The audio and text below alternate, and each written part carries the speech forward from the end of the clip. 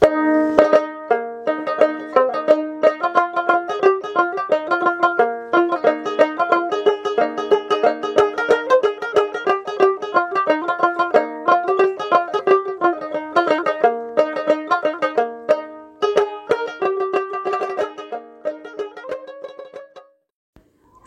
বন্ধুগণ, আপনারা সবাই জানেন যে আমের রাজধানী খ্যাত হচ্ছে রাজশাহী।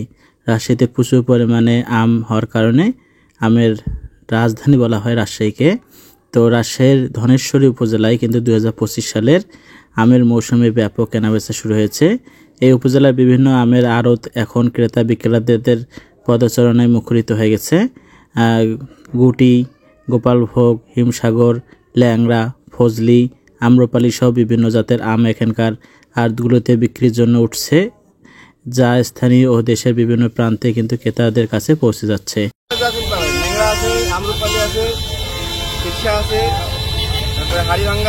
মানে দাম কিরকম এগুলো মন কিংবা কেজি হিসাবে? লেঙ্গা হচ্ছে 2000 টাকা মন, আর কেশা 3000 টাকা, রূপালি 2200, 2400 ভালো আমের ডিপেন্ড করে। মানে এই সিজনটা আর কতদিনের মতো থাকে? এক মাস চলবে। এখন এটা পুরো ভরা মৌসুম টাইমে। এখান থেকে তো বিভিন্ন রকম জায়গায় সংগ্রহ করা যায়, যে কেউ পাবে। বাংলাদেশের যে কোনো প্রান্তে আম পাঠানো যায়। তখন কিরকম সিস্টেমে পাঠান?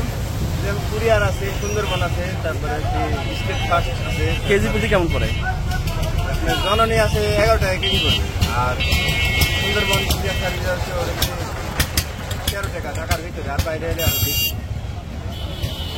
জেলা প্রশাসনের তথ্য অনুযায়ী এবছর রাজশাহীতে আমের মৌসুম শুরু হয়েছে 15 মে থেকে, যা চলবে মোটামুটি আগস্ট মাস পর্যন্ত। ধনেশ্বরী উপজেলার আমের আড়তগুলোতে এই মৌসুমে বিশেষ করে গুটি আমের ব্যাপক চাহিদা লক্ষ্য করা হয়েছে। স্থানীয় ব্যবসায়ী শফিউল্লাহ সুলতান জানান, এবছর আমের ফলন ভালো হয়েছে, গুটি আমের চাহিদা বেশি আর দামেও প্রতিদিন বাড়ছে। মৌসুমের শুরুতে মন প্রতি 100 থেকে 200 টাকা কম বাড়লেও এখন মৌসুমের মাঝামাঝি সময়ে এসে দাম আরও বাড়ছে। রাজশাহী জেলার এবছর প্রায় 19,603 হেক্টর জমিতে আমের চাষ হয়েছে, যার সম্ভাব্য উৎপাদন 2,60,000 মেট্রিক টন ধরা যাচ্ছে।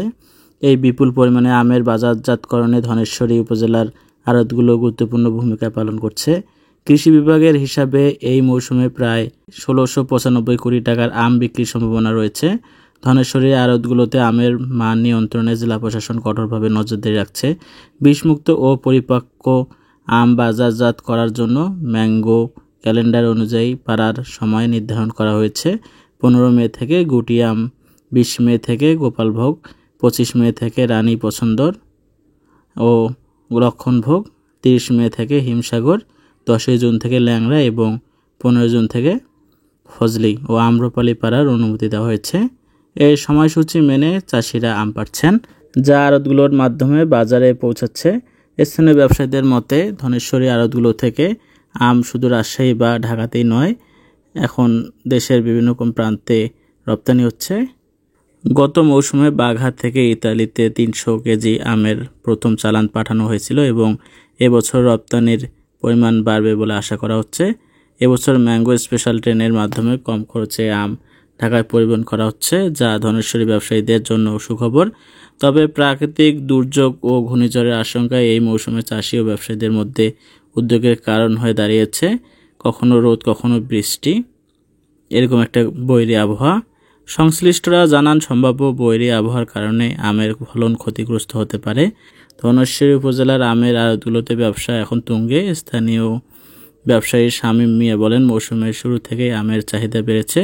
বিশেষ করে ঢাকা ও অন্যান্য বড় শহর থেকে ক্রেতারা আছে, দামও ভালো পাওয়া যাচ্ছে।